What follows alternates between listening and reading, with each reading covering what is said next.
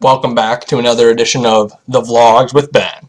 Yeah, I haven't done a vlog in a very long time, mostly because I've been significantly busy. I've done the SAT. I've been studying a lot in the past current week. I'm very busy. For example, I have to read The Great Gatsby, which, it's a fine book, but I have to annotate over 100 pages tonight. I'm really busy, but the reason why I did this vlog is, well, one, there's this pretty special occasion, one of the things you do when you're 16, but we'll get to that later. The reason I can do the vlog now is because my parents aren't home and they're not, forcing me to do my homework. So I'm probably going to be up very late tonight doing homework that I should be doing now. But, that's one of the things of being a teenager. So without further ado, the special achievement that I finally unlocked because I was too lazy and, frankly, I wasn't in a huge rush because I don't have a car yet. But, I'm excited to announce that I finally got my actual driver's license, and it's a way better picture than my old one. Because I'm actually smiling in it. The other one, I was like, because, you know why?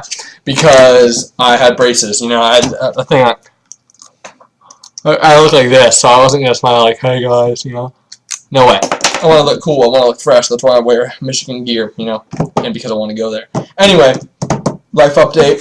I got called down to Mr.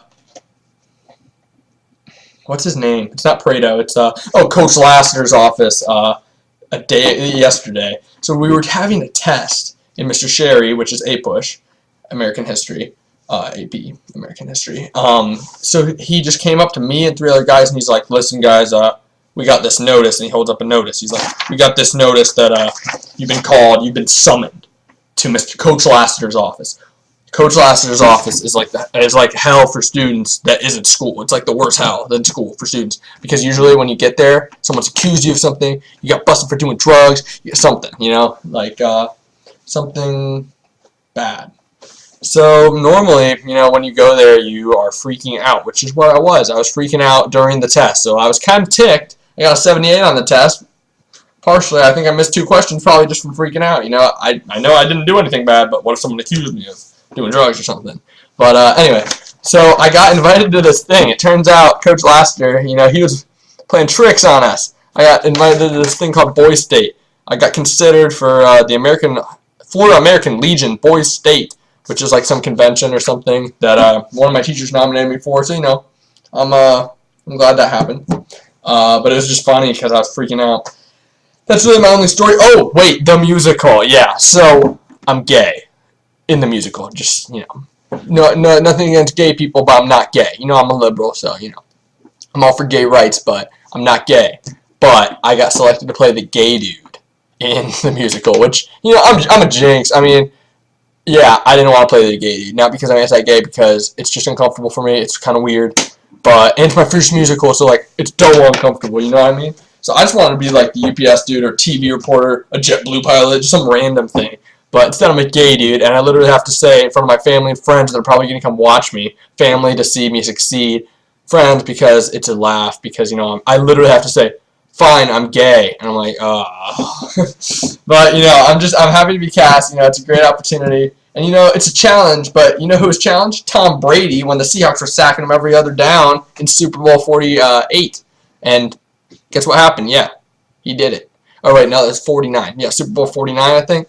Yeah, I know it was Super Bowl 49. And Tom Brady was challenged, and he succeeded, so why the hell can't I? Well, I'll give you the answer. There's no reason. No answer for that. Yeah, I can totally succeed. Even in playing a gay role, it'll be a challenge, but, I'll respect it because it's, respect the role, You don't have to like it, but respect it. It's my motto. I've heard that from a lot of people. But yeah, so that's awesome. Congratulations to everyone who got in. Shout out to Sammy. She's our fearless stage manager. I could have stage managed, but I want to try something a little bit out of my comfort zone. So I quit tennis. Well, I quit. I was going to do varsity tennis and probably be a little low on the ladder. I'm honest about what my talent is. I'm more of a, focus on school, trying to make the money later, secure the bag alert, secure your financial bag. That letter over there is from Michigan. That's where I want to go because I'm going to make, a lot of money later. So that's why I'm not really focused on tennis and why I'm not that good at tennis. Also because I lack, some of the natural ability of some people. And so it was fun, but I thought that the people in the musical were nicer and like more of a community. So I chose the musical. You know, I committed to the musical. Yeah, so this is a 5-minute long video. Kudos to everyone who actually is staying in here. I wish more people would do Instagram lives, by the way. So if you're listening to this, do an Instagram live. It's fun. I would do more if more people did Instagram lives. Live, yeah. So I should probably get back to reading this book, but I want to talk more about the musical. I had to sing. Like, I've never sang in my life. Like, one of the things is, like, what you want, oh, it's like, you get, what you want, it's right in front of you, what you want, it's like, what you want, I don't know, I can't sing, man, like, I don't know, like, I can sing in a, like, when someone is with me, so it's like, you know, a harmonization thing, but I don't know how to sing. I'm not going to pretend to be something I ain't, so it's pretty fun. Anyway, I hope y'all get a good laugh out of this video like you do every single one. Go watch my motivational video, by the way. It's pretty good. Trump. That reminds me. Some people need motivation because, you know, if you're like me, you get roasted every day because, you know, you're one of the people who liked Hillary or just hated Trump or something. I don't know. If you're just, like, not a bigot, then you probably get roasted a lot if you share your views. So Trump's on the thing that he wants to build a wall. I'm like, there's no way Congress would do that. That'd be stupid. It'd make Americans pay for the wall because Mexico's not going to do it. Well, Paul Ryan says he's going to approve a $12 to $15 billion project, the wall, to curb illegal immigration. Newsflash, illegal immigration isn't as big of a problem as people make it out to be. It's because it's easy to think it's a problem because if 2 people, 3 people die a year, publicize the hell out of it, and that's easy propaganda. What really matters is equal rights, equal housing, there's a lot more things, equal pay, the hunger crisis, the educational crisis in this country because, you know, we're not going to hell, but, you know, we're not a leader anymore among the world of education. So we could use $12 to $15 billion to provide, you know, meals for hundreds, thousands, millions of families. Like, I don't see how people like that. And I don't think they will. I think this will guarantee that he's a one-term president. I don't want to jinx it, but I don't think I can. I think that people just are going to be fed up with having to pay for the wall. He says he's going to increase the tax to 20% on all imports from Mexico. All exports, you know. I don't know. So, in some kind of tax, a 20% on Mexican imports, I think. So, like, if you sell Mexican goods to us, you're going to have to pay 20% or something.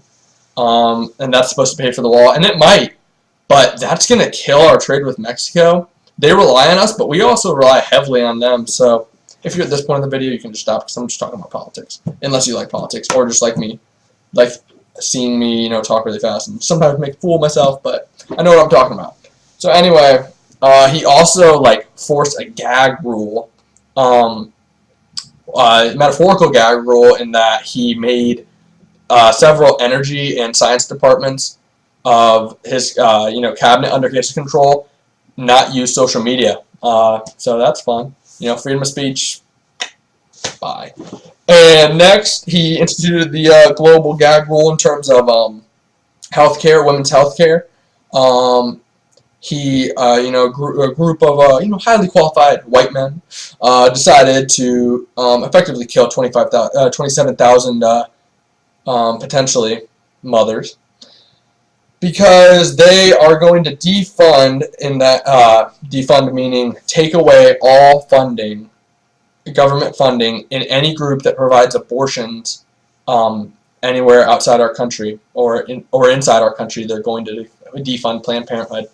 Now, you may think, oh, that's a great thing, but abortions are usually a small percentage of what an entire nonprofit organization, like, I don't think the Red Cross does, but something like the Red Cross does. So you are taking away tons of contraceptive care, which can prevent abortions. You're taking away women's health care, early cervical cancer screenings. You're, in effect, killing people for to satisfy the religious right. I'm a Catholic, which, the Catholic doctrine is 100% anti-abortion. But, I struggle with this in terms of a political, my political position on this. Morally, I don't think I could do it. I don't think I could do it.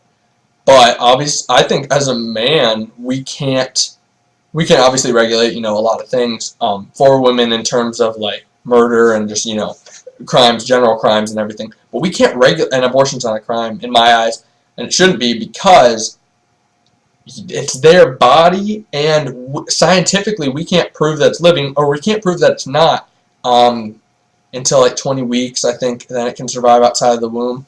I need to read up on it more. I will if I go into public office, which hopefully I will.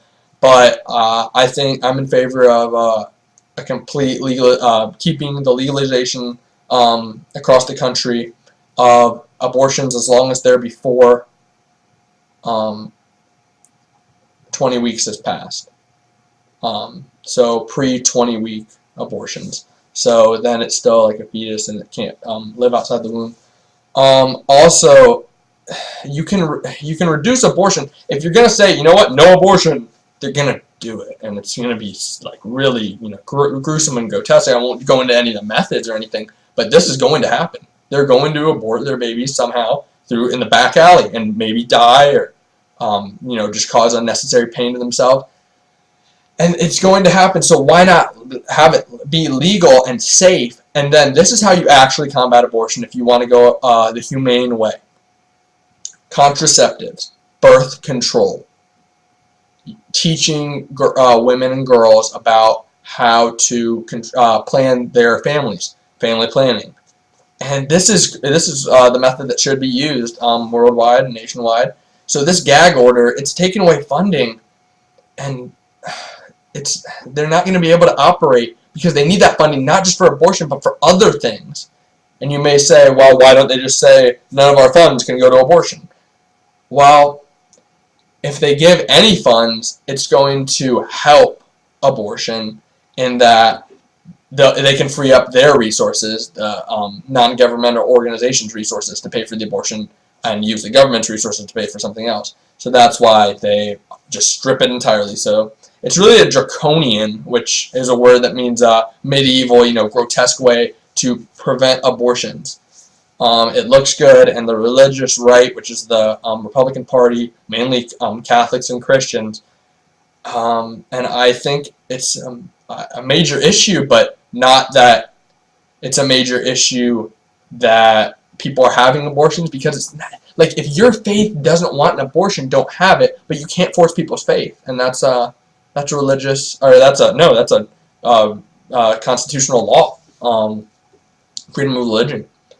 And so I 100% believe in a woman's right to choose. And Trump he's killing 27. They estimate 27,000 women will die because of this defunding, which is insane. Because sometimes you need an abortion for if you were raped, or if you're in danger, like the life of the mother. And these don't provide exceptions. There is no funding anymore, and I just think that's absurd and it's awful. And obviously it's not going to affect me, but it's sad, and I wish people would realize that and read up on it, and maybe like get out of their own head and realize that you can think something personally, but you can't decide it for a vast group of people. Oh, it's turned into such a rant. I just really don't want to do my homework, and I just really hate Trump. So hopefully Cory Booker or Kristen Gillibrand, or there's a woman in I'm sorry, I forgot her name, but there's a woman in California. Hopefully one of those people will run for the 2020 election for president. I think that Donald Trump will be a one-term president, but it'd be nice to see if, my peers, because we'll be able to vote in the 2018, or most of us will be able to vote in the 2018 congressional elections to hopefully take back the Senate. And I'd urge everyone to read up that even if you're not a Democrat, you might switch to the Democratic Party if you see some concerning things about the religious right, or just the right in general. It's so sad, because I watched the inauguration, just bummed, and I know people will say, get over it, he won. Not going to get over it. He did win. He is technically our president. I don't respect him as a president. I respect the office, but I don't respect him. I can understand why the not my president hashtag not my president is trending a lot, because he doesn't represent you. He doesn't care about you at all. He's just trying to get working class white jobs back in the wrong ways. And the economy is surging because it has kept surging ever since Obama took office. So he's taking credit for for his black president's accomplishments, even now. So what are you gonna do? You're just gonna have to protest. And the Women's March, it was amazing. My sister went to that. I couldn't. SAT. And I think I did pretty well in the SAT. Hopefully that comes back positive. But just just try to be nice. That's my message. Even to Republicans, even to Trump voters, just try to be nice. If someone's like, God, I hate Trump, just be like, yeah, I hope he does good things for you. I hope he does. I have no confidence in him whatsoever. But I think my parents are pulling in. They're gonna tell me to get on the book. Read The Great Gatsby. So catch y'all later. Go blue, as always.